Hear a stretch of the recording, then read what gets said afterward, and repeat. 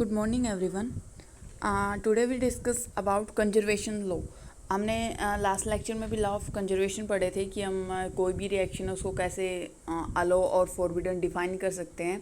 वो हमारे पास basic law थे, वो कंपलसरी थी कि आपके पास इलेक्ट्रोमैग्नेटिक, स्ट्रॉन्ग और वीक इंटरेक्शन तीनों में क्या होने चाहिए, फुल होने चाहिए, अदरवाइज रिएक्शन क्या रहेगी आपकी, फॉरबिडन रहेगी।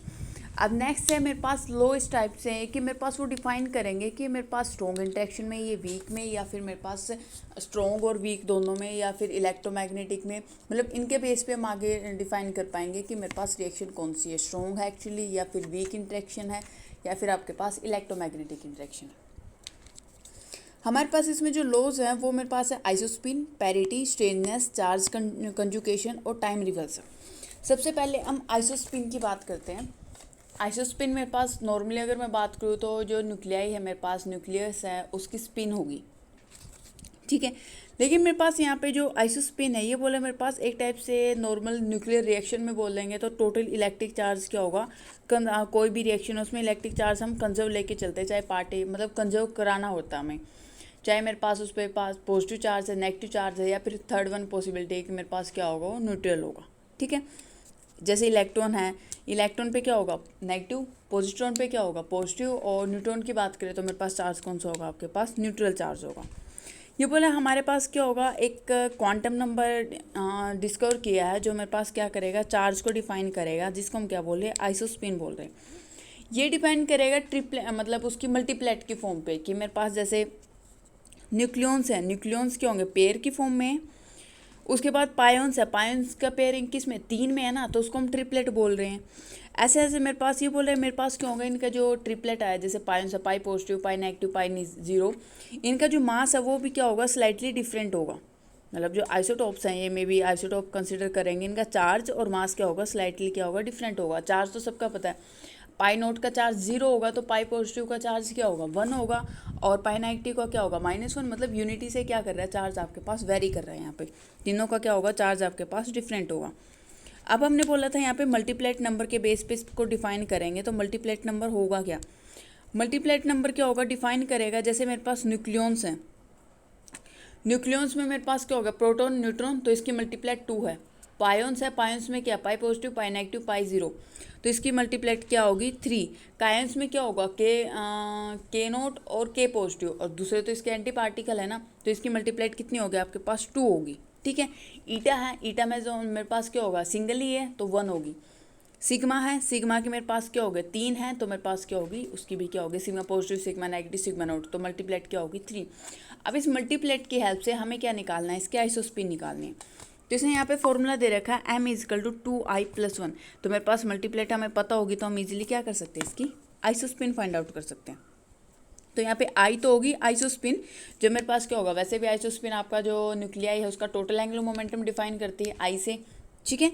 तो मेरे पास क्या होगा, यहाँ से हमने आई निकाली। अब ये बोल रहा है इसका अगर मान लो कि जेड एक्सिस के अबाउट ओरिएंटेशन है, तो मेरे पास क्या होगा, एक थर्ड कंपोनेंट मिलेगा जिसको आई जेड से नोटेशन दो या आई3 से दो, ये आपकी मर्जी है, ठीक है। तो मेरे पास आई की वैल्यू मान लो 2i, तो आई जो आई3 कंपोनेंट है क्या होगा, आई से -i तक वेरी करेगा। जैसे न्यूक्लियॉन्स है, m कितना है, 2 है, i कितना आया, हाफ आया, तो मेरे पास क्या होगा, आई3 कंपोनेंट क्या होगा, +½ और -½ +½ आपके पास प्रोटॉन के लिए, -½ आपके पास न्यूट्रॉन के लिए। सेम कैसे बोला पायन्स के लिए करेंगे, तो मेरे पास क्या होगा, आई की वैल्यू कितनी आई, 1, तो मेरे पास कितनी वैल्यू होगी, -1, 0 और 1, तो मेरे पास क्या आ गया, आई3 की वैल्यू -1 आ गई, 0 आ गई, 1 आ गई। जो +1 है वो पाई पॉजिटिव के लिए, 0 है पाई नोट के लिए, और -1 है पाई नेगेटिव के लिए, ठीक है। ये हमने क्या कर दी, इसको डिफाइन कर दिया। अब इसकी बात है कंजर्वेशन की, तो मेरे पास जो आइसोस्पिन है वो मेरे पास कंजर्व होगी किसमें, स्ट्रॉन्ग इंटरेक्शन में, इलेक्ट्रोमैग्नेटिक में, और वीक इंटरेक्शन में वो क्या होगी, वोलेट करेगी। मतलब मेरे पास आइसोस्पिन आई3 की बात नहीं हो रही है, आई की बात हो रही है कि आई मेरे पास सिर्फ स्ट्रॉन्ग इंटरेक्शन में ही कंजर्व होगा। जहाँ पे भी जिस भी रिएक्शन में आई3 कंजर्व होगा, इसका मतलब वो 101% आपकी स्ट्रॉन्ग इंटरेक्शन है, ठीक है। अदरवाइज मेरे पास क्या होगी, या तो इलेक्ट्रोमैग्नेटिक हो सकती है या फिर वीक हो सकती है। अब इसको भी डिफाइन कर देते हैं। अब ये बोले जो मेरे पास आई3 कंपोनेंट है, अब इसके आई के बाद आप आई3 कंपोनेंट, इसका थर्ड कंपोनेंट है, उसकी कंजर्वेशन को चेक करोगे, तो फिर आई3 कंपोनेंट मेरे पास इलेक्ट्रोमैग्नेटिक इंटरेक्शन में क्या होगा, कंजर्विंग इलेक्ट्रोमैग्नेटिक और स्ट्रॉन्ग इंट्रैक्शन, वीक इंट्रैक्शन में नहीं होगा। मतलब वीक इंट्रैक्शन आपकी जनरली बोले तो मेरे पास जो नॉर्मल लॉज है हमने कल किए थे सिर्फ उन्हीं को फॉलो करेगा। उसके बाद मेरे पास कंजर्वेशन नॉन कंजर्वेशन आना स्टार्ट हो जाए तो मेरे पास क्या होगी वीक इंट्रैक्शन। मतलब ये स्टेप बाय स्टेप चलोगे तो मेरे पास क्या हो जाएगी, अगर आई भी नहीं कंजर्व किया, I3 भी कंजर्व नहीं किया तो इसका मतलब मेरे पास क्या हो गया, क्योंकि आई कंजर्व नहीं करेगा तो हमारे पास पॉसिबिलिटी आ सकती है कि इलेक्ट्रोमैग्नेटिक या वीक में मतलब वीक इंट्रैक्शन हो। लेकिन अगर I3 कंजर्व कर गया तो मेरे पास क्या होगा, आई कंजर्व नहीं किया और I3 कंजर्व कर गया तो मेरे पास इलेक्ट्रोमैग्नेटिक और वीक की तो कोई पॉसिबिलिटी नहीं है इधर। ठीक है, तो मेरे पास क्या हो गया, इंट्रैक्शन क्या हो गया आपके पास, ये मेरे पास क्या हो गया, इंट्रैक्शन डिफाइन कर रखे कि मेरे पास I3 कंजर्व किस में, स्ट्रॉन्ग में और इलेक्ट्रोमैग्नेटिक में होगा। बट स्ट्रॉन्ग के लिए उसको पहले आई को भी कंजर्व करना पड़ेगा। ठीक है, ये मेरे पास था आइसोस्पिन। अब नेक्स्ट है मेरे पास पैरिटी या हाइपर चार्ज। इससे पहले हाइपर चार्ज और स्ट्रिंगनेस नंबर देख लेते हैं। हाइपर चार्ज मेरे पास क्या होगा, ये भी एक क्वांटम नंबर ही है जो मेरे पास डिफाइन करेगा average of charge in term of multiplet.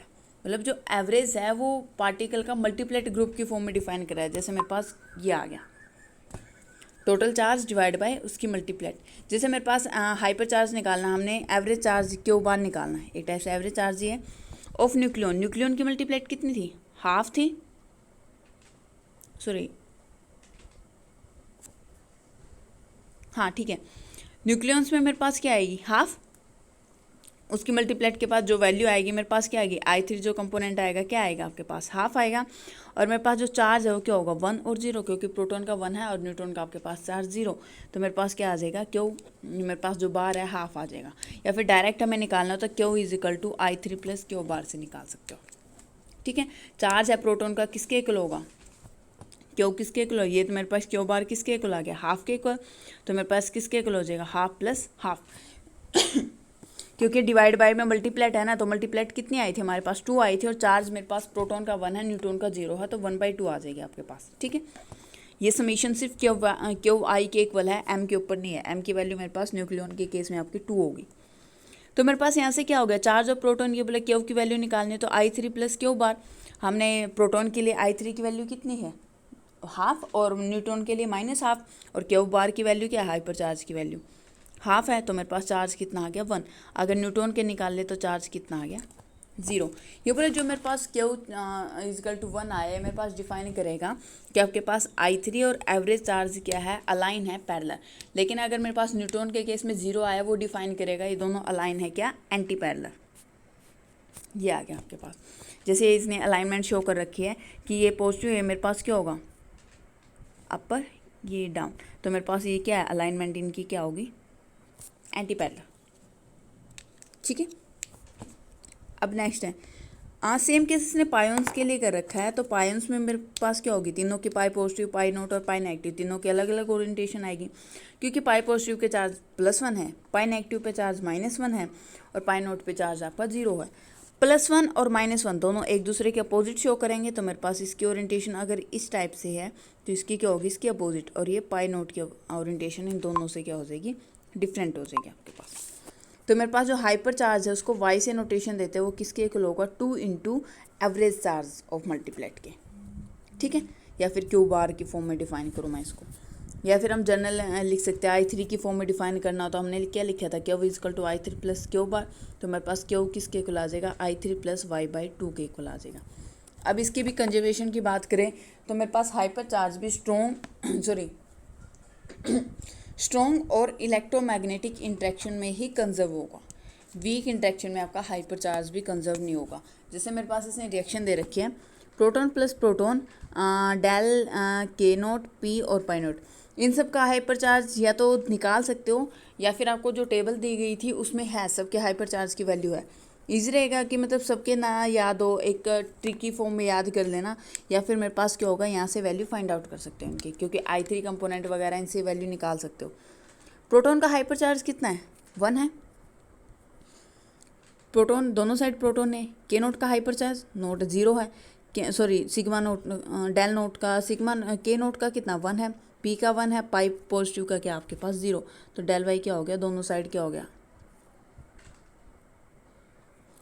अब यहाँ पे इसको फाइंड आउट करना, मेरे पास क्या हो गया, यहाँ से क्या आ जाएगा, 2, यहाँ से भी क्या आ गया 2, तो मेरे पास दोनों साइड क्या आ जाएगा 0। सॉरी वेट, हाइपर चार्ज को आप, हाँ ठीक है, यहाँ से भी 2 नहीं से, तो मेरे पास डेल वाई क्या आ जाएगा 0। नेक्स्ट है मेरे पास स्ट्रेंजनेस नंबर। जो स्ट्रेंजनेस नंबर है, जो कुछ स्ट्रेंज पार्टिकल थे, जैसे उनका बिहेवियर था कायोन्स से, के मेजोन से या फिर हाइप्रोन से, तो इनका कुछ बिहेवियर था कि मेरे पास एक्चुअल में ये मेरे पास स्ट्रॉन्ग इंटरेक्शन में आने चाहिए थे, मतलब स्ट्रॉन्ग इंटरेक्शन को फॉलो करने चाहिए, लेकिन मेरे पास क्या होगा इनके केस में, जो एक कॉन्ट्राडिक्शन आ जाएगी कि मेरे पास क्या होगा, जो हाइप्रोन्स है ये सारे मेरे पास क्या होगा स्ट्रॉन्ग इंटरेक्शन में होंगे, हाई एनर्जी न्यूक्लियन कोलिजन में, लेकिन जो डी के होगा वो मेरे पास किसके एक टाइप से वीक इंटरेक्शन शो करेगा, और जिसका लाइफ टाइम क्या होगा ग्रेटर देन होगा 10⁻⁻23 सेकेंड से।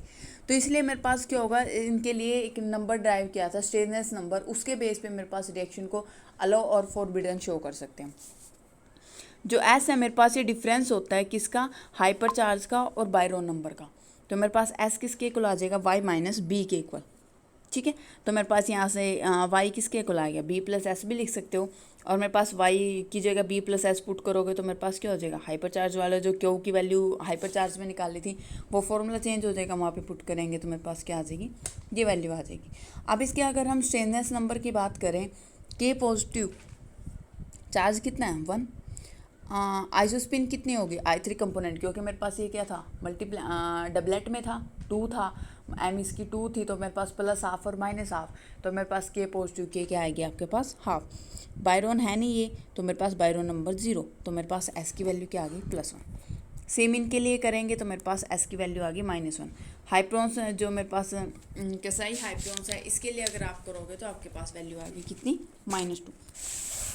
तो ये यही डिफाइन कर रखा है कि मेरे पास जो S = 1, मेरे पास जो स्ट्रेंजनेस नंबर है के पॉजिटिव के लिए, के नोट के लिए, और जो मेरे पास सिग्मा है के डेल है, सिग्मा पॉजिटिव, सिग्मा नेगेटिव और सिग्मा नोट, इनके लिए क्या होगा 1 होगा। जो कि सही वाले ऑब्जेक्ट है इनके लिए 2 होगा, इनके एंटी पार्टिकल के लिए -2 होगा, और S = -1 होगा इन सब के पार्टिकल के लिए, ठीक है। S = 0, ये बोले मेरे पास जो स्ट्रेंजनेस नंबर है, बाकी जितने भी हाइड्रोजन बच गए उनके लिए 0 है, सिर्फ यही पार्टिकल है जो मेरे पास स्ट्रेंज बिहेवियर को शो करेंगे। और मेरे पास ये कंजर्व होगा किसमें, स्ट्रॉन्ग और इलेक्ट्रोमैग्नेटिक में। वीक में मेरे पास अब तक जो एक्स्ट्रा जो लॉ ऑफ कंजर्वेशन लेके चल रहे हैं, जिसके बेस पे हम इंटरेक्शन डिफाइन करें, किसी भी में वीक जो कंजर्वेशन नहीं हुआ है कि मेरे पास कोई भी वीक इंटरेक्शन के लिए कंजर्व हो, सारे या तो स्ट्रॉन्ग के लिए या फिर मेरे पास इलेक्ट्रोमैग्नेटिक के लिए। और स्ट्रॉन्ग और इलेक्ट्रोमैग्नेटिक का मेन बिहेवियर आपके पास आई की कंजर्वेशन पे डिपेंड करेगा, ठीक है। वहीं से पता चल जाएगा कि आपके पास स्ट्रॉन्ग है या फिर इलेक्ट्रोमैग्नेटिक है। वही इसने रिएक्शन करके दिखा रखा है, इनकी वैल्यू पुट करके मेरे पास क्या आना चाहिए, इक्वल आना चाहिए दोनों साइड से। कोई 1-2 एग्जाम्पल कर सकते हो, इसके लिए सारे करने की जरूरत नहीं है आपको, हाँ, लेकिन अगर रिएक्शन आती है तो उसके लिए प्रैक्टिस करनी पड़ेगी। नेक्स्ट आपके पास पैरिटी। पैरिटी आपने पढ़ी भी होगी, आपने जैसे एंगुलर मोमेंटम फाइंड आउट किया था और स्पिन पैरिटी फाइंड आउट की थी, ठीक है। तो पैरिटी भी क्या एक टाइप से क्वांटम मैकेनिकल बिहेवियर है, जो मेरे पास क्वांटम मैकेनिकली ही एक्सप्लेन करते हैं, क्लासिकली में कोई एक्सप्लेनेशन नहीं है इसकी पैरिटी की। ये बोला मेरे पास कॉन्सेप्ट है लेफ्ट हैंडेड और राइट हैंडेड कॉन्सेप्ट, मतलब इसका मतलब है लेफ्ट हैंडेड राइट हैंडेड से कि मेरे पास जैसे न्यूट्रिनो है, बीटा डी के में न्यूट्रिनो क्या होंगे, एमिट होंगे, तो उनकी स्पिन क्या होगी, राइट हैंडेड, मतलब स्क्रू राइट हैंडेड फॉर्म में भी हो सकती है और लेफ्ट हैंडेड में। जो मेरे पास राइट हैंडेड में होता है इस फॉर्म में, तो उसको क्या बोलते हो, एंटी न्यूट्रिनो, और मेरे पास जैसे अपोजिट होगा उसको क्या बोलोगे, न्यूट्रिनो। तो सेम केस इसमें है कि मेरे पास इसके लिए हेलिसिटी हम क्या राइट हैंडेड के लिए क्या +1 और लेफ्ट हैंडेड के लिए क्या ले लेते हैं -1। तो सेम केस यहाँ पे पैरिटी की फॉर्म में भी हमने क्या लिखा था, JP half positive half negative, 5/2 positive 5/2 negative, यही आई थी। अगर मेरे पास पॉजिटिव पैरिटी आ रही है तो मैंने उसको डिफाइन किया था इवन, अगर नेगेटिव आ रही है तो आपके पास पैरिटी क्या होगी, ओड होगी। और सेम वही है मेरे पास स्ट्रॉन्ग और स्ट्रॉन्ग और इलेक्ट्रोमैग्नेटिक न्यूक्लियर रिएक्शन है जो उसी में कंजर्व होगी, बाकी में मेरे पास क्या होगी, नॉन कंजर्व फॉर्म में मिलेगी। नेक्स्ट आपके पास चार्ज कंजुकेशन। चार्ज कंजुकेशन मेरे पास क्या होगा, एक टाइप से जैसे इलेक्ट्रॉनिक, बायरोनिक, इलेक्ट्रॉनिक, इन सब का चार्ज होता है जो इनके पार्टिकल का, एंटी पार्टिकल का, तो इसकी फॉर्म में होल्ड कराना होता है कि मेरे पास प्रिंसिपल ऑफ चार्ज कंजुकेशन है जो पार्टिकल के और एंटी पार्टिकल के लिए दोनों के लिए क्या करेगा, होल्ड करेगा। अब चार्ज कंजुगेशन में मेरे पास इसने क्वार्क की फॉर्म में डिफाइन कर रखा है। अगर मैं क्वार्क की बात करूँ तो हमने फर्स्ट लेक्चर में आई थिंक सेकंड में डिफाइन किया था कि 6 टाइप के क्वार्क हैं, up down, strange, charm, top और बॉटम। ठीक है, तो मेरे पास proton, anti proton, neutron, anti neutron, इन सारे पार्टिकल को हम इनके जो प्रोटॉन है, एंटी न्यूट्रॉन, मतलब इनके भी क्या आपके पास क्वार्क मिले, मतलब सब एटॉमिक पार्टिकल मिलेंगे जिसको हम क्या बोले, क्वार्क बोल रहे हैं। ठीक है, तो मेरे पास इनको क्या हो गया, अलग अलग फॉर्म में डिफाइन कर दे सकते हैं। जैसे मैं नॉर्मली अगर डिफाइन करूँ, जैसे मेरे पास अप क्वार्क है, बस एक चीज़ याद रखना, अप क्वार्क है उसका चार्ज क्या होगा 2/3, अगर डाउन क्वार्क है उसका चार्ज होगा 1/3।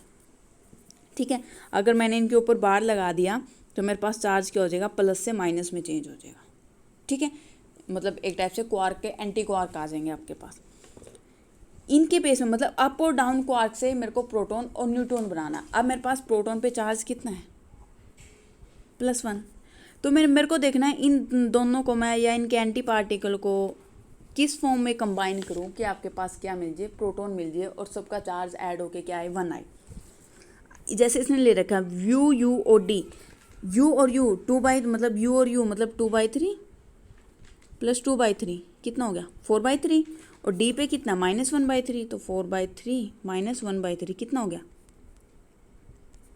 1। तो इसका मतलब यू 2 अप और 1 डाउन का कॉम्बिनेशन अगर मैं लूँगी तो मेरे पास क्या मिलेगा, प्रोटॉन मिलेगा। ठीक है, उसका एंटी प्रोटॉन क्या होगा, सबके क्या हो गए एंटी, मतलब सारे जो भी क्वार्क हैं उनके क्या कर दो, एंटी कर दो, एंटी क्वार्क।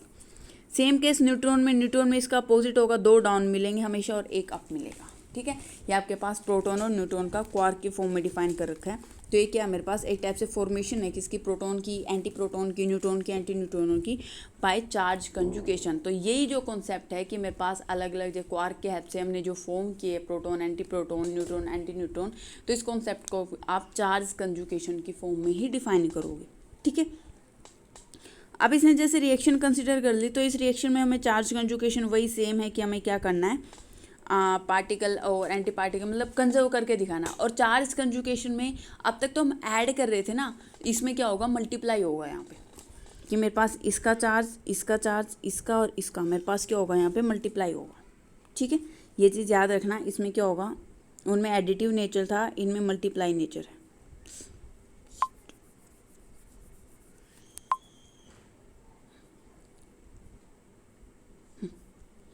ठीक है, तो मेरे पास ये बोले charge conjugation not only for charge particle, ये बोले चार्ज कंजुगेशन मेरे पास सिर्फ चार्ज पार्टिकल के लिए है, न्यूट्रल पार्टिकल के भी लिए यूज़ कर सकते हैं हम इसको, क्योंकि न्यूट्रॉन तो एक्चुअल में आपके पास न्यूट्रल पार्टिकल ही है ना, तो मेरे पास उसके लिए भी हमने चार्ज कंजुगेशन का कॉन्सेप्ट यूज़ किया है।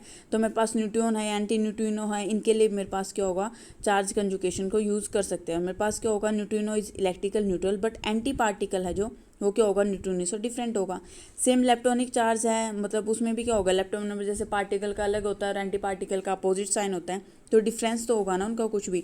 जैसे मेरे पास π0 है, न्यूट्रल पार्टिकल है, हैव चार्ज क्या है इसका 0, बायरो नंबर भी आई थिंक इसका 0, इलेक्ट्रॉन नंबर भी इसका 0 है। ठीक है, तो आइडेंटिकल ये पार्टिकल ऐसा होगा जो पार्टिकल और एंटी पार्टिकल दोनों में क्या मिलेगा, आपको सेम मिलेगा, इसको बोलोगे सेल्फ कंजुगेटेड पार्टिकल। ठीक है, नेक्स्ट है, और मेरे पास अगर इसकी बात करें, ये भी स्ट्रॉन्ग और इलेक्ट्रोमैग्नेटिक जो रिएक्शन है उसी में क्या होगा, इन्वेरेंट मिलेगा, वीक इंटरेक्शन में नहीं होगा, जिसको बोलते हैं सी ऑपरेशन से भी डिफाइन करते हैं इसको। ठीक है, और वीक मतलब मैं वीक जो इंटरेक्शन है उसमें जैसे बीटा डी के वगैरह वो चार्ज कंजुगेशन को ओबे नहीं करेंगे। नेक्स्ट है टाइम रिवर्सल। टाइम रिवर्सल में हमें क्या करना है, टी को -t से चेंज कर देना है।